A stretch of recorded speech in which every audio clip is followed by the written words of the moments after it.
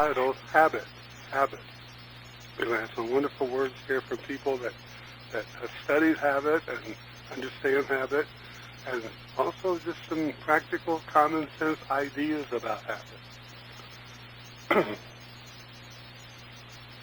great Aristotle famously proclaimed, "We are what we repeatedly do." We are what we repeatedly do. In other words, we create who we are by our actions, but our actions are followed by our thoughts, are followed by our ideas. So we are what we repeatedly do. Let's look at these words from the great philosopher William James. He tells us, when we look at living creatures from an outward point of view, one of the first things that strike us is that they are bundles of habits. In wild animals, the usual round of daily behavior seems a necessity implanted at birth in animals domesticated, and especially in mankind. It seems to a great extent to be the result of education. The habits to which there is an innate tendency are called instincts. Some of those, due to education, would by most persons be called acts of reason. By most persons would be called acts of reason. It therefore appears that habit covers a very large part of life, and that one engaged in studying the objective manifestations of mind is bound at the very outset to define clearly just what its limits are. Now, the physiological study of mental conditions is thus the most powerful ally of oratory. Sorry, I stumbled on that word. Ethics. The hell to be endured hereafter, of which theology tells, is no worse than the hell we make for ourselves in this world by habitually fashioning our characters in the wrong way. To the young that realize how soon they will become mere walking bundles of habit, they would give more heed to their conduct while in the plastic state. That means in the state where our minds are easily guided and directed to that which is greater. We are spinning our own fates, he tells us, good or evil and never to be undone. Every smallest stroke of virtue or of vice leaves its never so little scar. Nothing we ever do is in strict scientific literalness wiped out. In other words, we're all living with the things we believed and we accepted and the habits we've created in our lives and the things that we habitually do and think. And he tells us that we're never going to completely rid ourselves of those things, but that's okay. Because even when we look at ourselves physically, we know, of course, for those who are aging, that there are limitations that happen to our physical health. It doesn't mean we can't do things, we can't enjoy life, and we can't be a part of life in a greater way. It just means there are certain physical limitations, just like there are certain mental limitations. But as long as we acknowledge them and are truthful with ourselves, then they won't defeat us. They will only give us something to challenge us occasionally. Now, I have known people who have told me that they have made the decision to make life changes. And this can be a change in diet, a change towards more physical fitness, or what is most often repeated to me, a change to be more positive. Unfortunately, what most people do is they go from an extreme to an extreme. Now, in this spiritual philosophy, we learn to speak and write spiritual meditations and affirmations. In churches, people are often requested to give the opening prayer prior to the minister's Sunday message. But Dr. Dominic Polifrone, who was my teacher and mentor, suggested that I observe these opening prayers and see if I could determine who was in the habit of speaking or writing daily meditations or affirmations. Now, these opening prayers were always presented by people who had studied and learned the effectiveness of daily meditations and affirmations.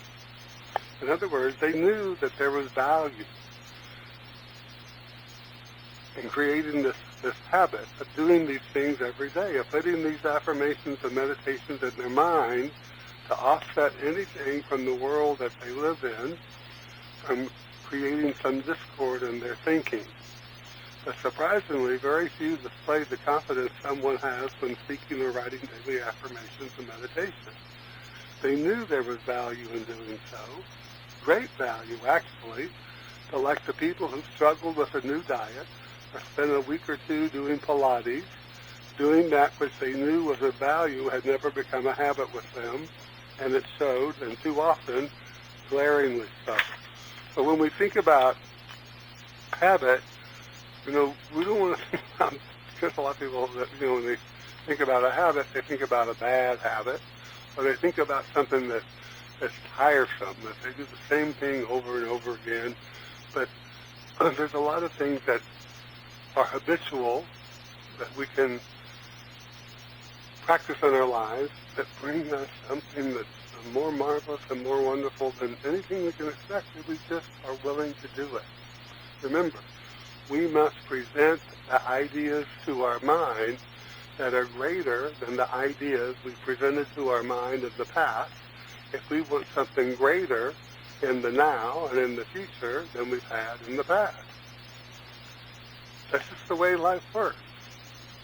And we go back to the scriptures, and it says, as a man thinketh, so he is. And we know that also that means as a woman thinketh, so she is.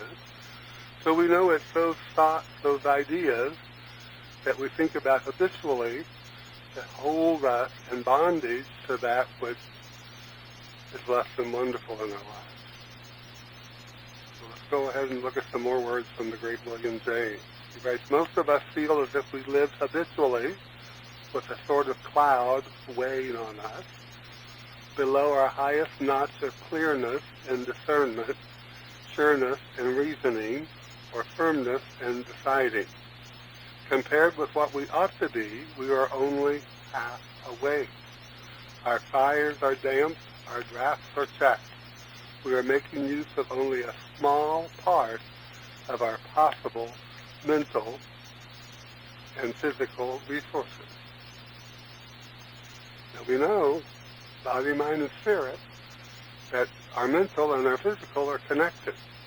So if our mental is having difficulty and is habitually ingrained in thought and things that do not lift us up or make us feel good or bring any happiness into our heart, our mind, and our soul, that the physical is going to feel it. The physical is going to react.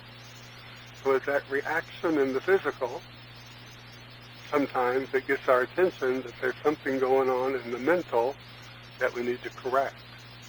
And this is really good to beat ourselves up. We beat ourselves up. Guess why?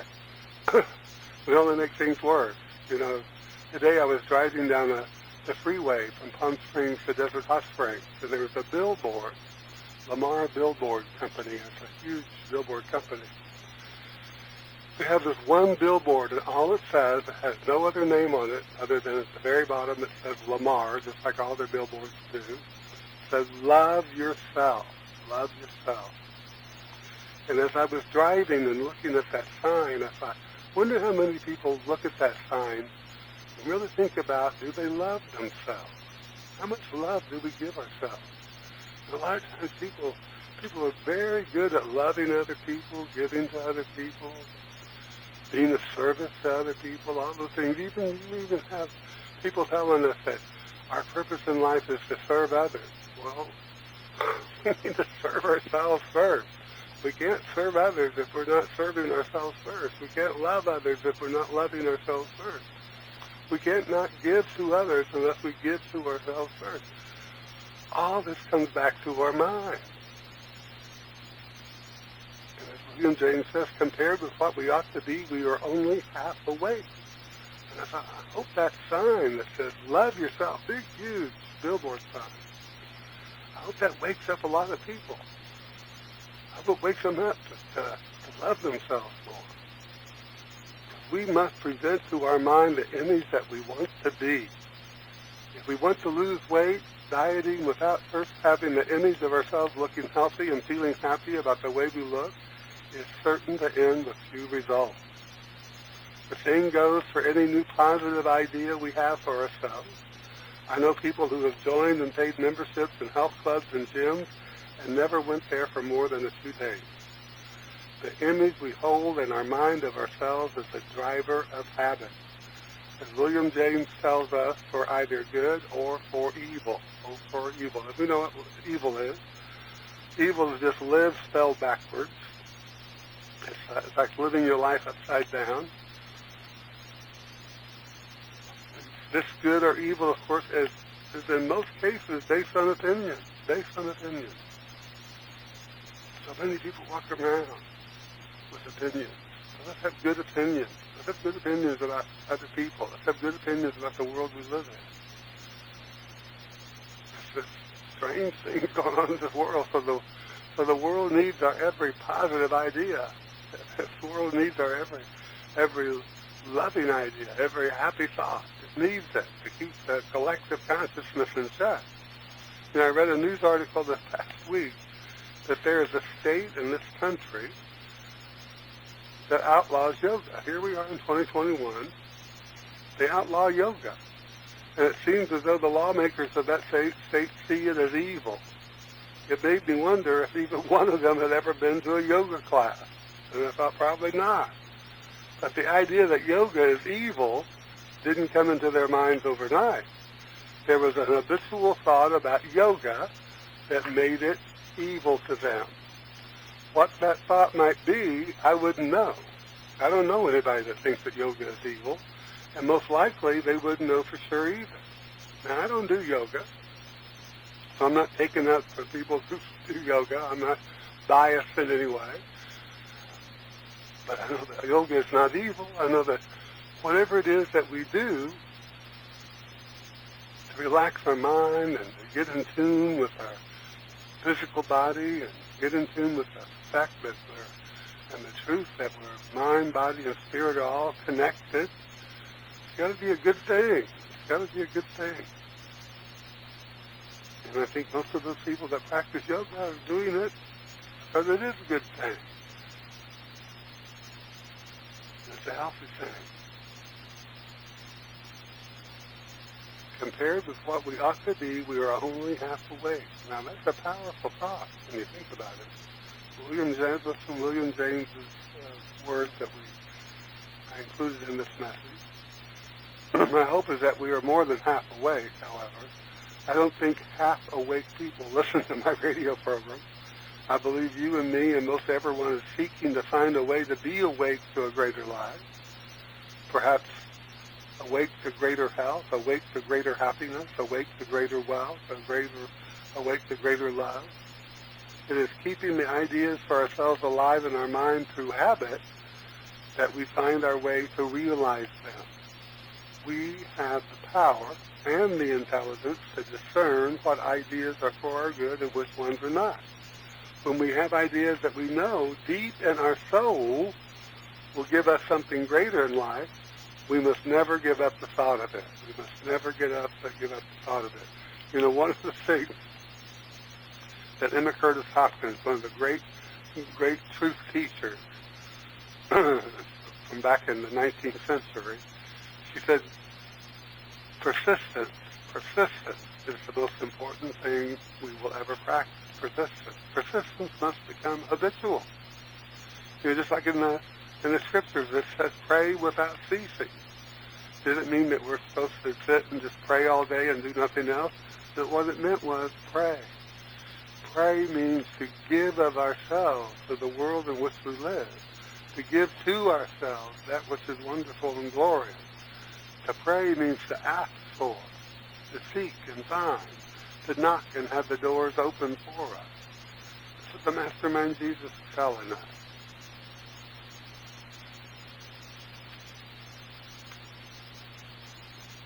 Pray without ceasing and persistence, the habit of persistence. Remember those words also from the scripture, that faith is the evidence of things not seen. How do we get to that point in faith where we know and absolutely know that we know that it is the evidence of things not seen? We get there through persistence, through a habitual, a habit. We've created a being persistent. Let's look at these words from the mystical Ernest Holmes. Now, I've slightly modified them because Dr. Holmes wrote these words back in 1926. And actually, the Science of Mind and Spirit was updated in 1938, but he didn't change these words. But I did slightly. But think about these words as I say them. And you might want to even repeat some of it as I say them. Today I expect every good thing to come to me. For I know that abundance is forever manifesting in the universe. I am keeping my whole mind and thought and expectation open to new experiences, to happier events, to a more complete self-expression. Everything that belongs to me, I accept. Everything that partakes of the nature of good, I claim as my own. I identify with success, and I prosper in everything I do. As I give thanks for the good now flowing into my life, I gladly share that good with others. The more I give, the more I receive. I experience a deeper consciousness of peace and security, for I know that I am in the embrace of a warm, loving spirit,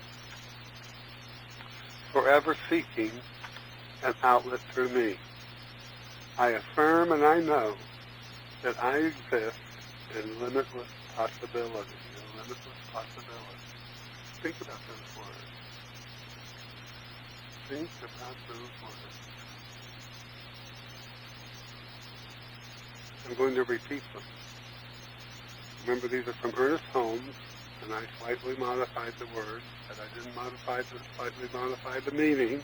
The meaning is the same. Today I expect every good thing to come to me, for I know that abundance is forever manifesting in the universe. I am keeping my whole mind and thought and expectation open to new experiences, to happier events, to a more complete self-expression. Everything that belongs to me, I accept. Everything that partakes of the nature of good, I claim as my own. I identify with success, and I prosper in everything I do. As I give thanks for this good now flowing into my life, I gladly share that good with others. The more I give, the more I receive. I experience a deeper consciousness of peace and security, for I know that I am in the embrace of a warm, loving spirit, forever seeking an outlet through me. I affirm and I know that I exist in limitless possibility. Now, the most important words in Ernest Holmes' affirmation are, today I expect. So what are we expecting? This is the key to the good life. What are we expecting? We don't get what we want, we get what we expect. I've heard that over and over and over again throughout my life. But it's important what we put into our mind. It's very important what we put into our mind. My father was a farmer in Missouri. He raised 12 children. 12 children he had. Absolutely no help from anyone other than my mother, who was a housewife. We never saw a food stamp. Not that there's anything wrong with receiving food stamps. We never saw any kind of government aid of any kind. He raised 12 children. And he used to tell us, early to bed, early to rise, makes you healthy, wealthy, and wise. Once again, early to bed, early to rise, makes you healthy, wealthy, and wise. Now, I'm teaching that to my godchildren.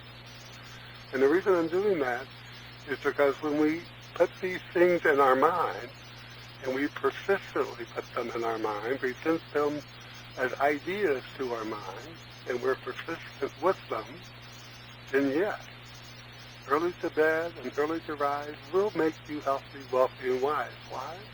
because you're already claiming that you're going to be healthy, wealthy, and wise.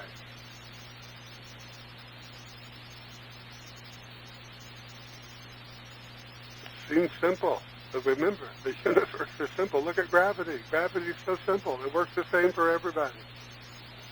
We don't have to think, oh, well, if I drop this beautiful Waterford crystal glass, that because it's a beautiful Waterford crystal glass that costs about $80 each,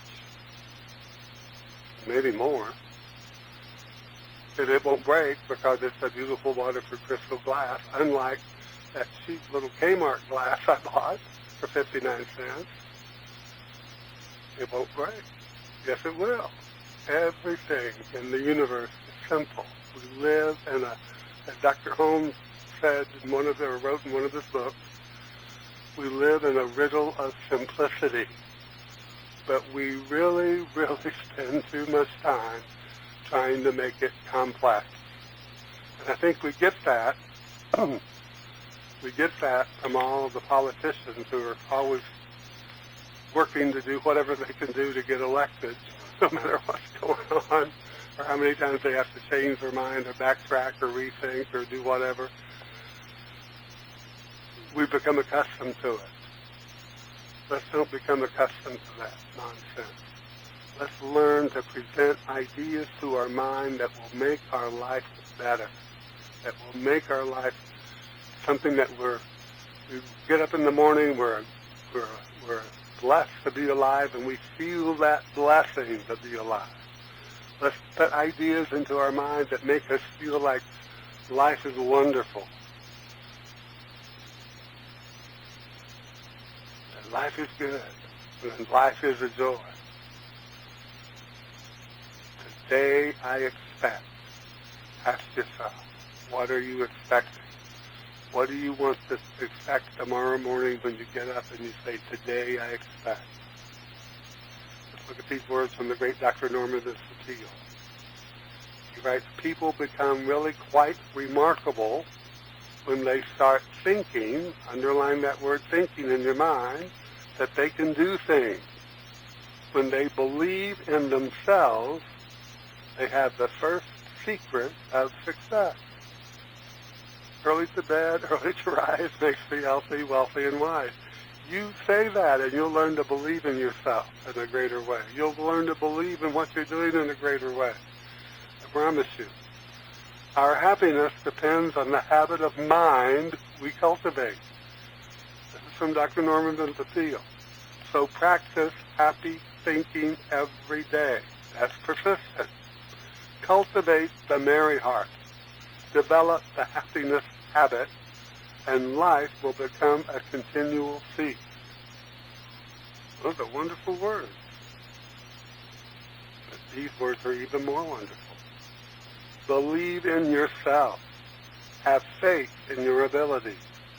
Without a humble but reasonable confidence in your own powers, you cannot be successful or happy. You cannot be successful or happy. Those are the great words from the great Dr. Norman Vincent Peale. Think about what it is in life that you want to accomplish. Go through your day giving thanks that you've already accomplished it, that on the unseen side of life, your faith has created this thing that's going to manifest in your life in the most wonderful way. Remember, don't worry about the opinions of other people. Don't worry about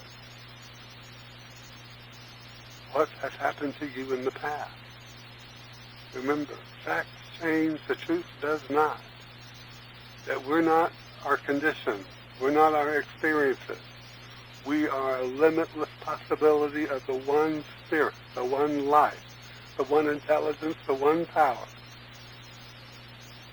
that permeates the universe in which we live, that is omnipresent, as present with us as the air that we breathe, more powerful than the law of gravity that we experience every minute of every day. Let's know and let's accept for ourselves that every good thing that we desire desire. That word, you break it down. D is of, sire is father, everything of the Father. Father means what? It means the opening, the beginning, the source. Let's know that today I can expect and I can realize all the good things that my heart desires. I can believe in myself. I can cultivate the habit of happy thinking. I can cultivate that happiness habit, as Dr. Norman Vincent Peale said. And let's remember those words. We are what we repeatedly do. That's from Aristotle famously proclaimed. Let's know and let's accept that all the good, all the wonderful things that God has created in this universe in which we live, that everything can be accepted in our mind if we expect it. So let's learn to expect. Let's learn to be persistent. Let's learn to create a habit of presenting the good ideas to our mind, presenting self-confidence to our mind, presenting love for ourselves to our mind. Don't spend all your time loving everybody else and trying to get everybody else comfortable. Make yourself comfortable. Make yourself happy. Make yourself the love of your life. And you'll have so much love to give, so much happiness to give, so much of everything wonderful to give to the world. That everybody and everything will be attracted to you like a magnet. Early to bed, early to rise makes you healthy, wealthy, and wise. How simple is that? My father, a farmer, 12 children. He raised them.